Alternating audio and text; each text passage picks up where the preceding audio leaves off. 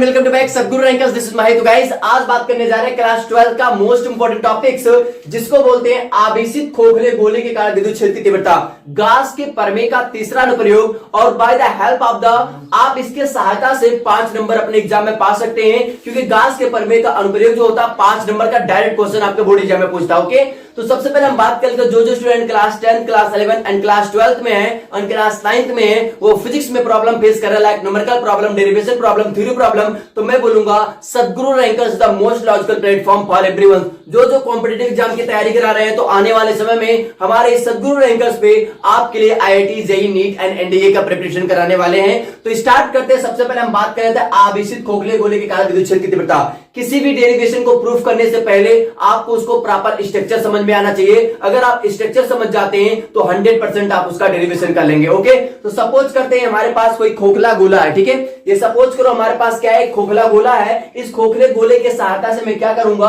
आवेशित खोखले गोले के कारण विद्युत क्षेत्र की तीव्रता निकालेंगे। ठीक है, तो स्टार्ट करते हैं। आपकी खोखली गोली जो हो गई, इसी प्रकार मैं यहाँ पे खोखला गोला बना लेता हूं। चलिए मैं स्टार्ट कर लेता हूं। सपोज करिए हमारे पास एक खोखला गोला है।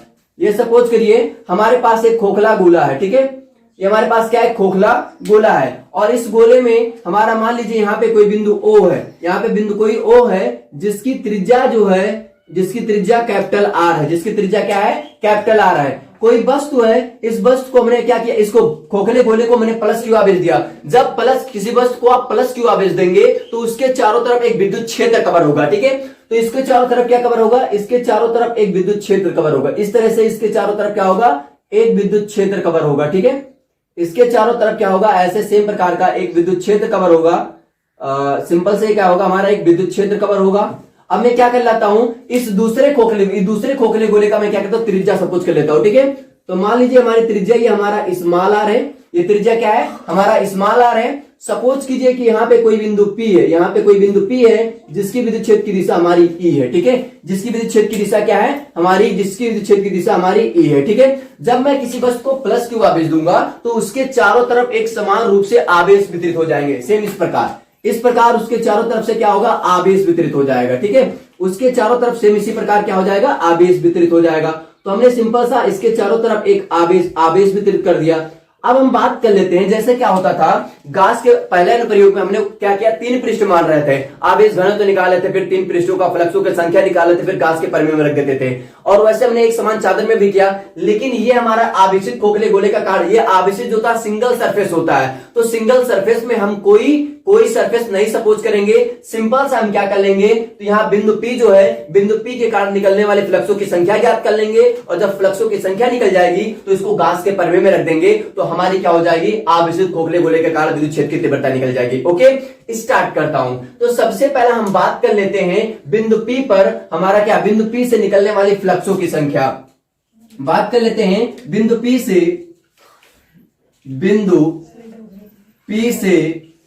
निकलने वाले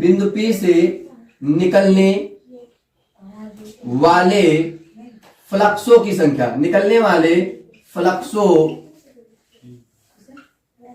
फ्लक्सों की संख्या, क्या, फ्लक्सों की संख्या। ठीक है, बिंदु P से निकलने वाले फ्लक्सों की संख्या हमारा क्या है, फाई E इक्वल टू हो जाएगा हमारा E इंटू एस और इंटू cos थीटा। अब यहाँ पे S क्यों लिया, क्योंकि आपको पता फ्लक्स जो होता है, flux phi E equal to होता है EDS cos थीटा। क्या होता है, EDS cos थीटा। ठीक है, उसी के हिसाब से हमने क्या बोला, phi E equal to ES cos theta. ठीक है, अब सिंपल सा आप ध्यान दीजिएगा, फाई E यहाँ पे S जो है हमारा क्या है, सरफेस है। S क्या है, हमारा पृष्ठ है, सरफेस है। तो सबसे पहले हम बात कर लेते हैं, हमारा हो जाएगा फाई E इक्वल टू, क्या हो जाएगा, फाई E इक्वल टू हमारे पास हो जाएगा E इंटू S पृष्ठ जो है, ये हमारा खोखले गोले का वक्र पृष्ठ है। ठीक है, तो खोखले गोले का वक्र पृष्ठ जो होता है, गोले का वक्र पृष्ठ जो होता है, खोखले गोले का वक्र पृष्ठ जो होता है, वक्र पृष्ठ जो होता है वो हमारा क्या होता है, वक्र पृष्ठ जो होता है वो हमारा होता है सिंपल सा 4 पाई r स्क्वायर। क्या होता है, 4 पाई r स्क्वायर। तो सिंपल से हम क्या, s के जब क्या रखेंगे, 4 पाई r स्क्वायर। तो इसके जब हमारे पास हो जाएगा 4 पाई r स्क्वायर। इनटू हमारा हो जाएगा कास। अब देखिए कास थीटा है ना, तो यहां देखिए जो हमारा क्या बोलते हैं, त्रिज्या हमेशा परिधि के लंबवत होती है। तो ये जो त्रिज्या है, ये हमारा जो त्रिज्या है ये परिधि के क्या होगा, लंबवत होगा। तो परिधि के लंबवत होगा, इसलिए हम यहाँ पे लेंगे कास जीरो। क्या लेंगे, कास जीरो। तो यहाँ पे आप लिख लीजिए त्रिज्या हमेशा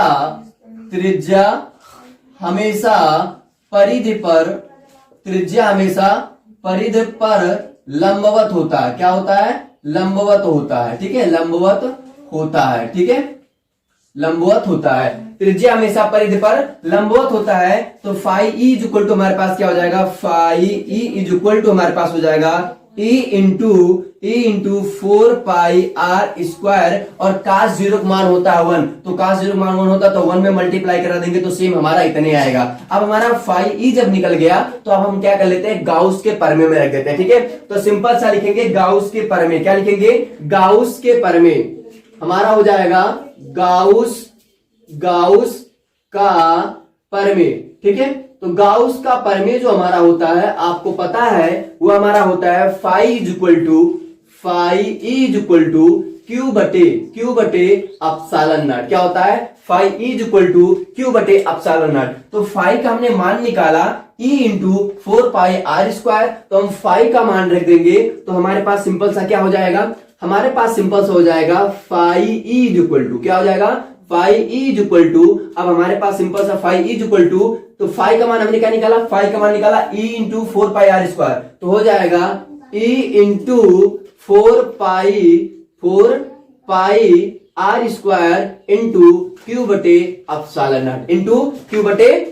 नॉट, तो ए इंटू क्यू बटे अपसालन नॉट हमारे पास क्या है, ई हमारा क्या, E is equal to 4 pi epsilon naught Q बटे अपसालन नॉट। अब ई को इधर लाएंगे क्योंकि मुझे निकालना है विद्युत क्षेत्र की तीव्रता। क्या निकालनी है, विद्युत क्षेत्र की तीव्रता। ठीक है, निकालना क्या है, विद्युत क्षेत्र की तीव्रता। तो ई को इधर कर लेंगे, तो हमारे पास सिंपल सा क्या हो जाएगा, ये हमारा ई इज इक्वल टू हो जाएगा, ई इज इक्वल टू हमारे पास हो जाएगा, ये हमारा ई को इधर ले आएंगे, ये हमारा हो जाएगा is equal to 1/4 pi epsilon naught को इधर लाएंगे और क्यू इंटू आर स्क्वायर। यही होता है हमारा, क्या होता है, यही सिंपल सा हमारा होता है आवेशित खोखले गोले के कारण विद्युत क्षेत्र की तीव्रता। तो ये क्या है, पृष्ठ के बाहर वाला है, ये पृष्ठ के बाहर का है। ठीक है, किसका है, पृष्ठ के बाहर, ये पृष्ठ के बाहर वाला। ठीक है, ये पृष्ठ का बाहर का सरफेस। ठीक है, बाहर का सूत्र है, ये पहला सूत्र हो गया। फिर दूसरा सूत्र है हमारा, इसका दूसरे बात कर लेते हैं। अगर बिंदु P जो है वो पृष्ठ पे, गोले के पृष्ठ पे आ जाए, मतलब बिंदु P जो हो वो गोले के पृष्ठ, मतलब किस पे, गोले का पृष्ठ मतलब यहां पे आ जाए। ठीक है, तो हमारा क्या हो, ये सिंपल सा गोले के पृष्ठ मतलब यहां पे आ जाए, यहां पे। ठीक है, बिंदु P जो हो गोले के पृष्ठ मतलब यहां पे आ जाए, इस गोले पे आ जाए, तो हमारा क्या होगा, तो सिंपल सा आप ध्यान दीजिएगा, जब ये बिंदु P जो होगा, यदि बिंदु, सिंपल सा यदि बिंदु P हमारा गोले के, यदि बिंदु P गोले के पृष्ठ पे हो, गोले के पृष्ठ पर हो।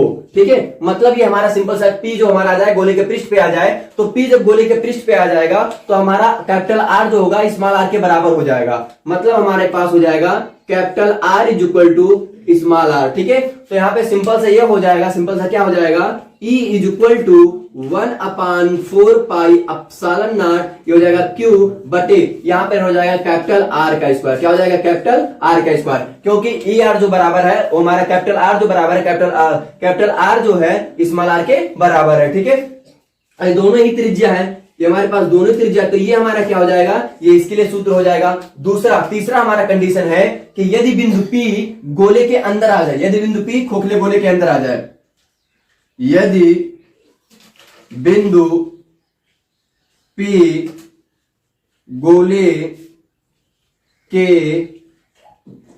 अंदर हो। ठीक है, यदि बिंदु P गोले के अंदर हो, मतलब यहां पे आ जाए, गोले के अंदर आ जाए, तो विद्युत क्षेत्र की तीव्रता क्या हो जाएगी? E इज इक्वल टू होता है 0, क्योंकि खोखले गोले के अंदर विद्युत क्षेत्र की तीव्रता जो होगी क्या हो जाएगी? 0 हो जाएगी। ठीक है, तो ये रही हमारी 3 कंडीशन। पहला कंडीशन हमने बताया पृष्ठ से बाहर निकाला, E is equal to 1/4πε/Q/r²। दूसरा हमने बताया यदि बिंदु P गोले के पृष्ठ पर आ जाए, ये जो बिंदु P है ये गोले के पृष्ठ पे आ गया है, तब हमारा जो होगा कैपिटल R जो होगा स्मॉल r के बराबर हो जाएगा, तो तब फार्मूला हो जाएगा E is equal to 1/4πε/Q/r²। मतलब कंडीशन के हिसाब से आप न्यूमेरिकल में भी लगाएंगे। जैसे पूछ लेगा कि अगर बिंदु P गोले के पृष्ठ पर रखा हुआ है तो ये फार्मूला लगाएंगे, और पृष्ठ से बाहर है तो ये फार्मूला लगाएंगे। और यदि बिंदु P गोले के अंदर हो, मतलब ये जो बिंदु P है ये गोले के अंदर आ जाए, तब आप फार्मूला लगाएंगे क्या? तब आप फार्मूला लगाएंगे E इज इक्वल टू 0, मतलब विद्युत क्षेत्र की तीव्रता तब क्या होगी? 0 होगी। तो ये भी कहा जाता है किसी खोखले गोले के अंदर हमारी जो तीव्रता होती है 0 होती है। ठीक है, यहां पे हैशटैग करके लिख लो, गोले के अंदर, खोखले गोले के अंदर, खोखले